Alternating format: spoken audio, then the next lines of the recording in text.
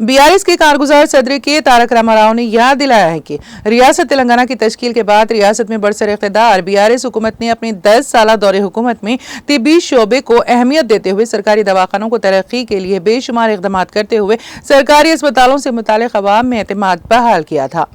उन्होंने वाज़ेह किया कि एक ज़माना था कि अवाम में यह तासुर था कि मैं सरकारी अस्पताल नहीं आता, लेकिन रियासत में बीआरएस हुकूमत इख्तिदार में आने के बाद हुकूमत की जानिब से शोबे सेहत को दी गई बेमिसाल तरक्की के नतीजे में अवाम में सरकारी दवाखानों पर इतना एतमाद बढ़ चुका था कि वो ये कहने लगे थे कि चलो सरकारी अस्पताल चलते हैं।